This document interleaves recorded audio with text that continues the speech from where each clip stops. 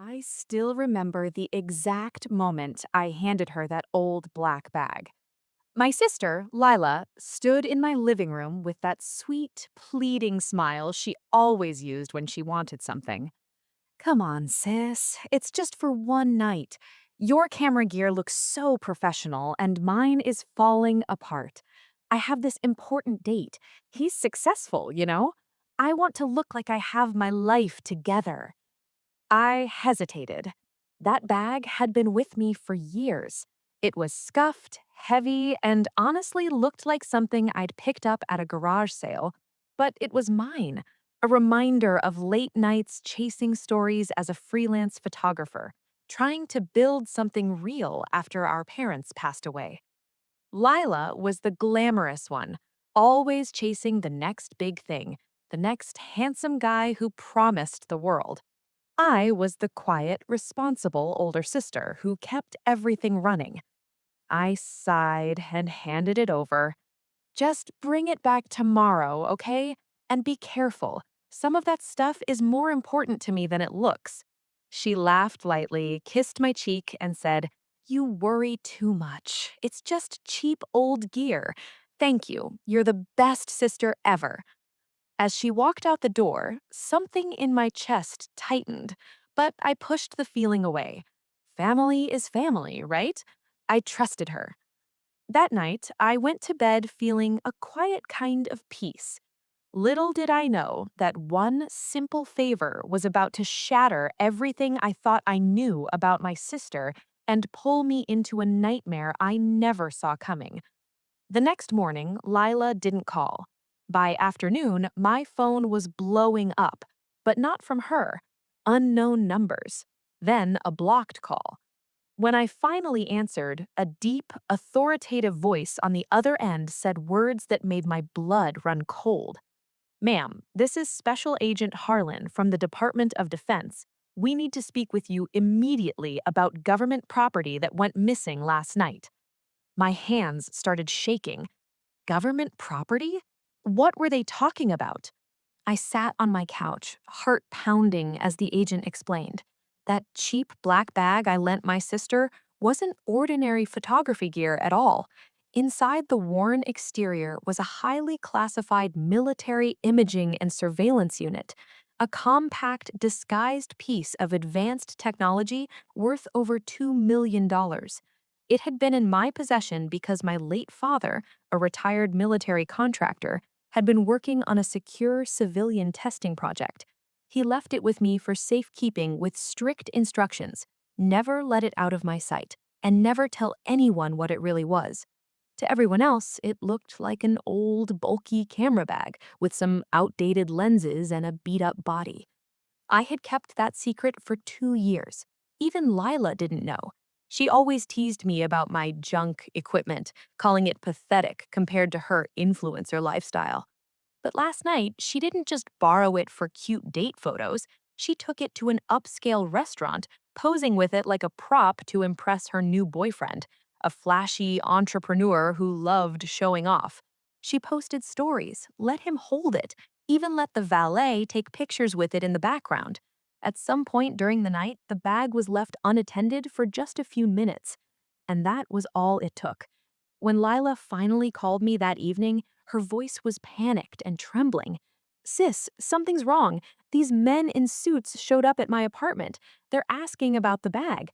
I told them it was just your old camera stuff. Why are they treating me like a criminal?" I could barely speak. The betrayal hit me like a wave. My own sister, the one I had protected, supported, and covered for her whole life, had taken the one thing I was entrusted with and treated it like a toy. She hadn't asked, she hadn't listened when I said to be careful. She laughed at my cheap gear and used it to boost her image on a date. Tears burned in my eyes as I realized how deeply she had broken my trust. This wasn't just about the money or the equipment. It was about the years I had quietly carried our family's burdens while she chased excitement. The late nights I spent editing photos to pay bills while she partied. The way she always assumed I would say yes because that's what big sisters do. I felt shattered. My voice cracked when I asked her, Lila, why didn't you just listen to me? Why did you have to take it without caring? She started crying on the phone. I didn't know. It looked so old and worthless. I thought you were being dramatic, like always. That stung the most. Worthless. The word echoed in my head. Everything I touched, everything I protected, she saw as worthless. The agents came to my house that same night. They were professional but firm. My father's project had advanced tracking, but because it had been handled so carelessly, there was a risk of compromise. My father's project could be in jeopardy. My name was now on paperwork. I felt exposed, humiliated, and completely alone. For 2 days, I barely slept. Anger and heartbreak mixed inside me until I couldn't tell them apart. How could the person closest to me treat something so important and me with such casual disrespect? But in that pain, something shifted. The old me, the one who always forgave and stayed quiet, began to fade. A quieter, stronger voice rose inside. This time, I wouldn't just absorb the damage. I didn't scream or fight with Lila. Instead, I did something much more powerful. I told the complete truth. When the agents questioned me again, I explained exactly what happened, without protecting my sister.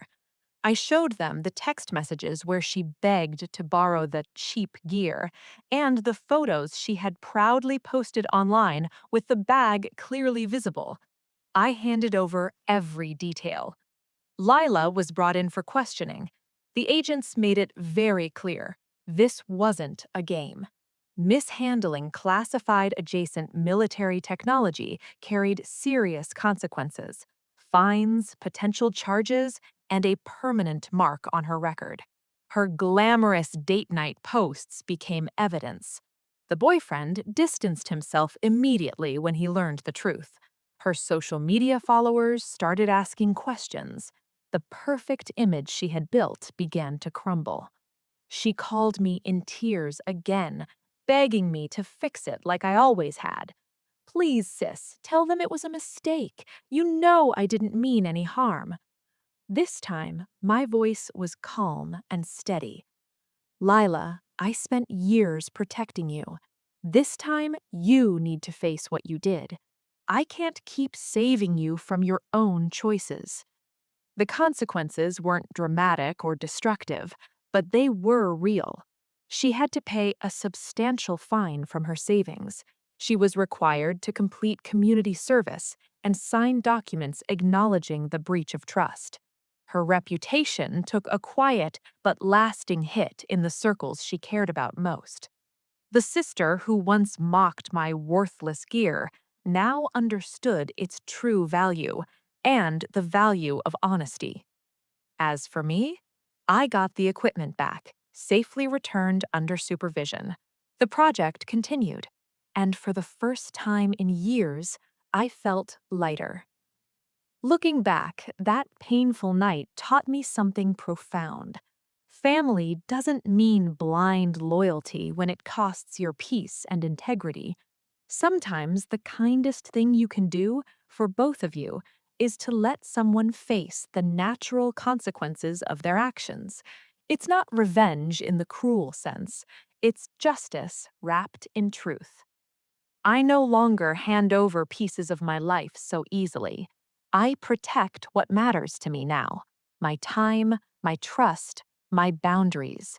And strangely, my relationship with Lila is quieter these days, more honest. She finally sees me not as the reliable older sister who cleans up messes, but as a woman with her own worth. If there's one thing I want you to take from my story, it's this: never let anyone convince you that what you value is cheap or worthless. Your trust, your responsibilities, your peace, they are priceless. And when someone breaks that, the most powerful response isn't loud anger, it's quiet truth. Sometimes the greatest revenge is simply refusing to protect people from the weight of their own choices. Thank you for listening to my story. If you've ever been betrayed by someone close to you, drop a comment below. You're not alone. Hit like if this resonated, and subscribe for more real stories of heartbreak, betrayal, and finding strength again. Until next time, protect what's yours.